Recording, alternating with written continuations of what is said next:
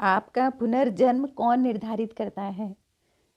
पूर्व जन्म और पुनर्जन्म सनातन की एक बहुत ही अच्छी फिलॉसफी है।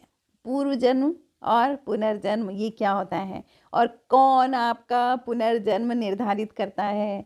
जय श्री राम दोस्तों। तो आज की मेरी वीडियो में ये है कि पुनर्जन्म, अगर हम पुनर्जन्म लेते हैं तो कौन सा कर्म हमारा ये निर्धारित करेगा कि हमारा आने वाला जन्म कौन सा होगा। यानी कर्म, कर्म विज्ञान सबको पता है कि हम अपने कर्मों का परिणाम हैं। जो हम कर्म करे थे हमने, हम उसका परिणाम हैं। तो अब ये जानना बहुत ज़रूरी है, जो हो गया सो हो गया। अब हम ये जानना चाहते हैं कि अगर दूसरा जन्म लें तो उसके लिए कौन सा कर्म हमारा जिम्मेदार है।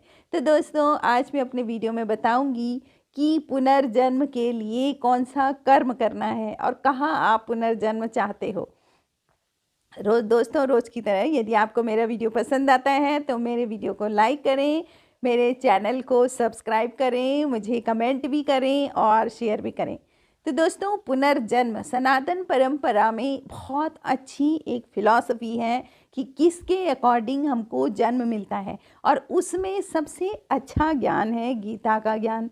एक एक चीज़ को भगवान कृष्ण ने बहुत ही अच्छे तरीके से समझाया है। अगर तभी भी हम लोग ना समझें तो हम लोग सिर्फ बाहर से सनातनी हैं, हम लोग भीतर से सनातनी नहीं हैं। और बाहर वाला तो उतर जाता है, बाहर से आप सनातनी बनो, हम भगवा पहनेंगे, हम ये करेंगे, ये सब बाहर का रंग। आप कभी देखो ना, बाहर से किसी को पुताई कर दो, रंग दो, तो उसका रंग उतर भी सकता है। लोग फलों पे लगा देते हैं, ये कर दे, उतर जाता है थोड़ी देर में। लेकिन अगर भीतर से रंगा हुआ है, जैसे आपने कभी वो इलाहाबादी अमरूद हमारे यहाँ बोलते हैं, वो जो अंदर से पिंक कलर के होते हैं, जब उस अमरूद को धो के देखो तुम जरा, अंदर से नहीं धुलेगा ना, क्योंकि वो भीतर से कलरफुल है। तो ऐसे ही हमको सनातनी भीतर से होना है, और भीतर से होने के लिए हमें गीता पढ़नी है, हमें जानना है चीज़ों को। तो दोस्तों पुनर्जन्म यानी कि देखो, कभी कभी क्या होता है ना, कोई बीमार होता है और डॉक्टर कहता है कि देखिए, बहुत ध्यान से डॉक्टर समझाता है कि हजारों लाखों लोगों में, 1 लाख लोगों में ये बीमारी किसी एक को होती है।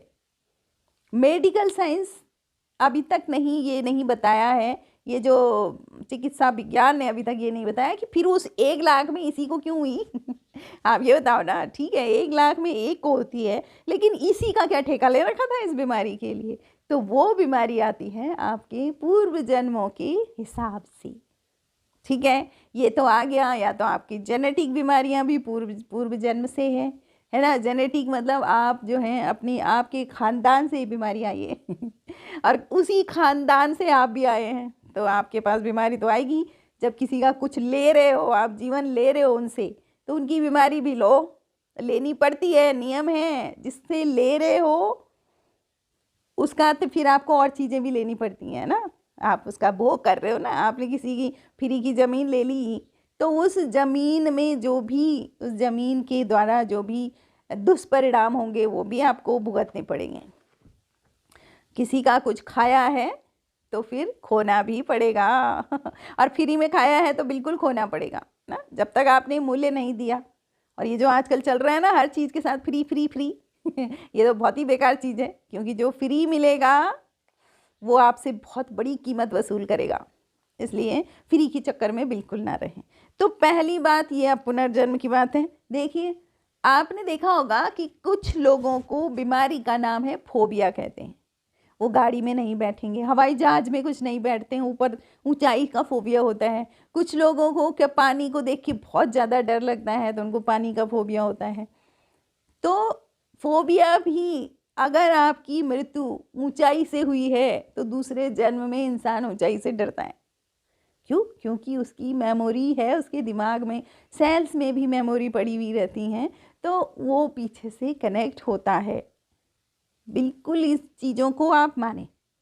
अब मेरा वीडियो जो था वो ये है कि पुनर्जन्म कौन कर्म निर्धारित करता है।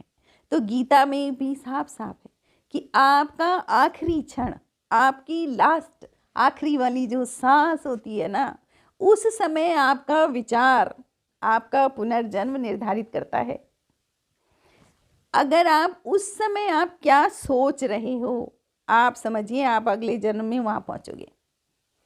ज़्यादातर लोग संसार में रहते हैं। भगवान कृष्ण ने कहा है कि जब कोई बीमार होता है ना, और उसका आखिरी समय भी आ रहा है लेकिन वो दर्द में है, तो वो उसने पूरी ज़िंदगी भर भले ही राम राम जपा होगा, नाम जपा होगा, लेकिन उस समय उसका ध्यान दर्द पर होता है, तो उसको मैं नहीं मिल पाता हूँ। क्यों? क्योंकि ध्यान कहाँ है? पीड़ा हो रही है, पीड़ा हो रही है ना। कृष्ण कहते हैं कि मरते समय अगर किसी का ध्यान मेरे ऊपर जाएगा तो उसको मैं प्राप्त हो जाऊंगा, यानी मुक्ति प्राप्त हो जाएगी। ठीक है। आपने जड़ भरत की कहानी सुनी है ना, तो जड़ भरत क्या थे? जड़ भरत तो संन्यास्त हो गए थे, सब कुछ छोड़ छाड़ के नाम जप कर रहे थे, अपना ध्यान साधना कर रहे थे। लेकिन एक दिन उन्होंने एक मृग और मृगनी के बच्चे को देख लिया। मृगनी बह गई पानी में और उस बच्चे को उन्होंने पाल दिया। अपने संन्यास्त जीवन में ही उन्होंने उस बच्चे को पाला पोसा। अब ऐसे में जड़ भरत का पूर्व जन्म था, तो ऐसे में वो भी बूढ़े हो गए, तो उसी समय मृत्यु भी आ गई। लेकिन मृत्यु के समय उनको उसकी चिंता थी उस बच्चे की, कि मैं मर जाऊंगा तो इसका क्या होगा। तो उसका वो चिंतन उसको दोबारा लेके आया जीवन में।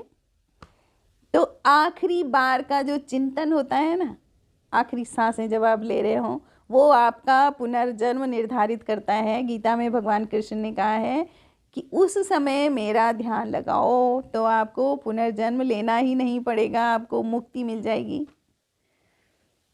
तो इस तरह से क्या है कि पूर्व जन्म की स्मृतियाँ भी दिमाग में रहती हैं और आपका पुनर्जन्म भी यही निर्धारित हो जाता है कि आपका आखिरी क्षण आप क्या कर रहे हैं। और जो लोग कहते हैं ना कि प्रैक्टिस में रहो, प्रैक्टिस में रहो, प्रैक्टिस में रहो, प्रैक्टिस के साथ साथ अपने सत्कर्मा को भी बढ़ाते रहो। एक तो आप नाम जप की प्रैक्टिस कर रहे हैं और आप कर्मा कुछ अच्छा नहीं कर रहे हैं, कुछ ऐसी कमाई नहीं कर रहे हैं, तो फिर भी आपका दिमाग इधर उधर भटक सकता है। तो दोनों तरफ से बिल्कुल एक रास्ते पर चलिए, आपका पुनर्जन्म फिर होगा ही नहीं। क्यों लेना है? पुनरपि जननम पुनरपि मरणम पुनरपि जननी जठरे शयनम, ये होना ही नहीं चाहिए। तो दोस्तों, आप अभी से अपनी प्रैक्टिस में लग जाइए।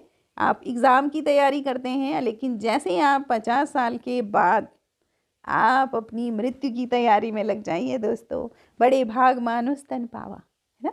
तो जिस तरह का आपका चिंतन होगा वही आपका भविष्य बनाएगा। तो थैंक यू फॉर वॉचिंग।